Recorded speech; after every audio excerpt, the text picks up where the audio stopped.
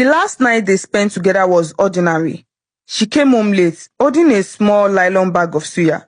She found him lying on her foam mattress, phone in hand, earphones plugged in. She sat beside him, fed him pieces of meat, wiped oil from his lips. They laughed about one of his friends who had blown soon. They talked about moving out of her tiny room one day. When she drifted off, her last thought was simple and soft. God, bless my Emeka. Make his way open. She never knew her prayer had already been answered, just not the way she wanted.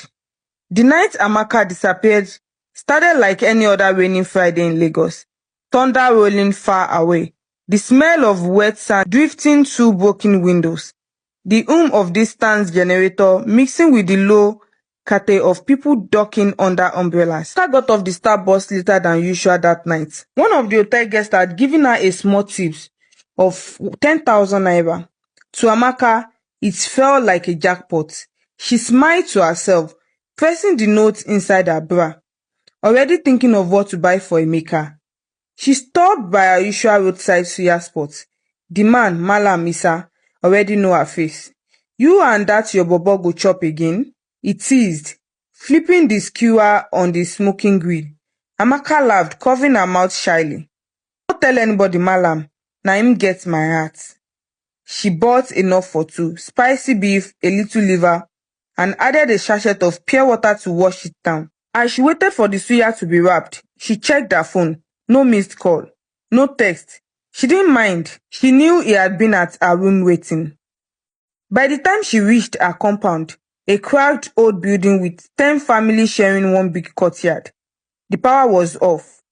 She tiptoed up to the narrow stairs, balancing the suya bag in one hand and tapping lightly on her door.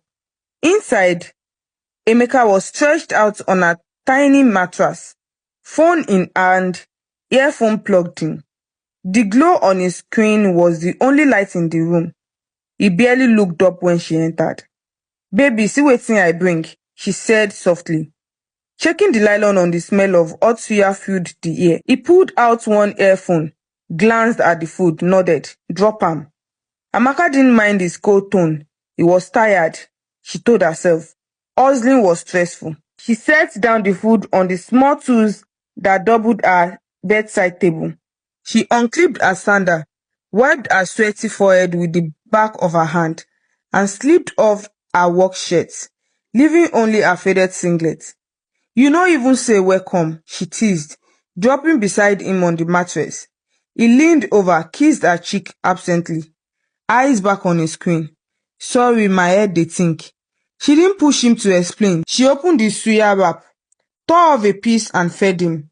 He chewed in silence, scrolling through endless Telegram chats about connection and clients. Outside, thunder cracked again. Rain began to tap the zinc roof. A familiar Lagos lullaby. Water dripped steadily from a